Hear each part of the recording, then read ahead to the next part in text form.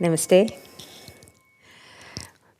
Today we're going to talk about Pratyahara. Pratyahara is the fifth limb in the 8 limbs of Patanjali. And I think it's one that tends to be forgotten a lot. It's, I think, maybe the most alien to us Western people. It's also the hardest to explain, I think. So let's see if we can explore it a little bit. Pratyahara normally means that, what it means is that you start to practice withdrawing the energy from your senses towards the inside. So we are normally very much into the senses, everything that we can see and we can touch and we can taste and we can smell and we can hear. We are constantly into this world of the senses. If your neighbor is walking and you can hear this noise, you cannot concentrate because it kind of pulls your whole attention out. If something is moving here inside of you, your attention is going to be drawn to that. If like kids, kids, babies, they see things, they need to grab them, they need to put them into their mouth. That's because we are very sense-oriented. And what Patanjali says is that at a certain point in our progression, in our practice, this starts to become a hindrance. If you want to achieve a level of introspection, you need to be able to ignore the sounds and the distractions from the outside world, the vrittis, the distractions, the stuff that is happening. Because the outside world is not only the world outside of you, but it's also, that superficial mind that is constantly talking, it's constantly telling you what to do, it's constantly analyzing. We need to be able to withdraw the energy from all these senses and bring it towards the spine, to be more precise, because it's in the spine. We want to awaken the potential that is in our chakras alongside the spine. And the only way to do that is with energy. We need that prana. And if we are constantly pressing prana towards the senses, if we are constantly pushing prana into the eyes and what is going on here, what's going on there, what I'm going to do, what I'm going to eat, we are constantly busy with the outside world.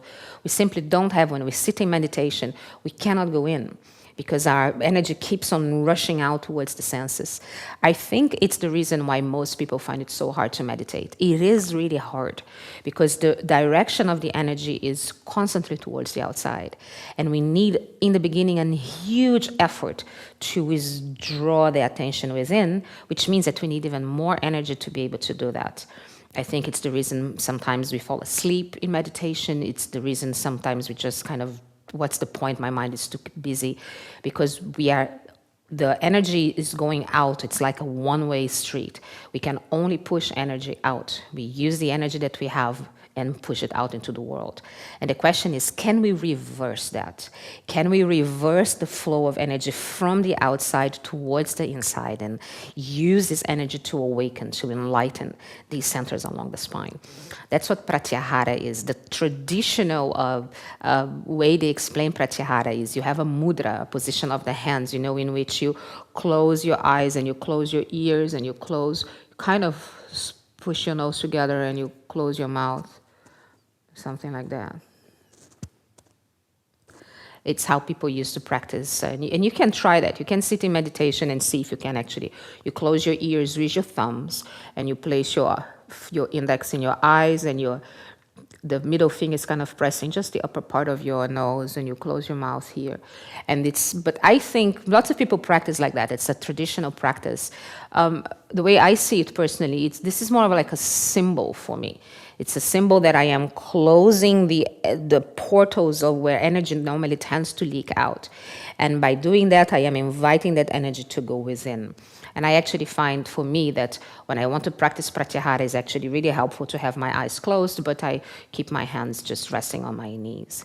And the funny thing is, in the beginning, it's so frustrating because, again, we are so trained to react to everything that is happening outside. But with a little bit of practice, if you're sitting in meditation and there is noise outside and there is music from the neighbors and there is thoughts in your head, and you just try to find this one place where you go, no, come in. That you keep on inviting as if your spine really is awakening to absorb that energy.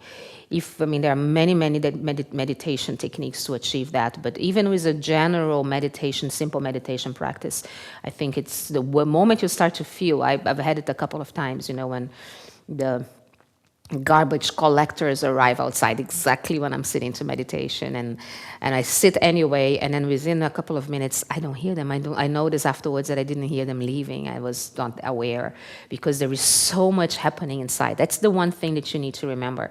Meditation, for many people, think that meditation is like sitting in a box. It's going to be totally dark and silent and nothing's ever going to happen.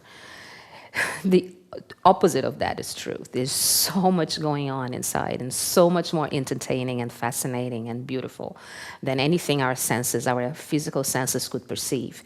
It just takes a while for us to awaken to this internal experience, and Pratyahara is the practice of doing that. My teacher Paul really says that Pratyahara is actually what makes yoga yoga. There are many traditions that work the body and work the mind and work the breath and work your ethics. Many, many practices that do that. But yoga has this specificity. We are learning to pull prana, pull chi from the outside towards the inside to awaken the inside world. And that's what makes yoga yoga. So I love Pratyahara very much, and I try to integrate that in my practice in whatever way that I can. And I hope you can too. Thank you.